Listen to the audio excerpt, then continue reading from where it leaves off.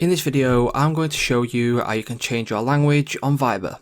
For more tutorials, make sure you subscribe, and let's get right into it. So to change your language on Viber, this is actually a super simple thing to do.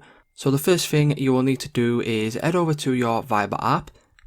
Once you open up Viber, you will be on this page here, and from here you will need to go to the bottom right hand corner of your screen and click on the three lines.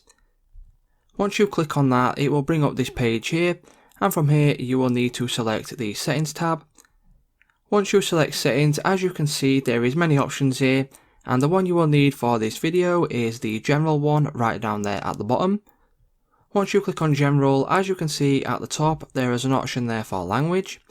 If you click on this, you will get all the languages that are available on Viber. So go ahead and choose whichever you like. So for example, if I click on Spanish here, what I will do is it will change this over to Spanish. So that's how you can go ahead and change your language on Viber.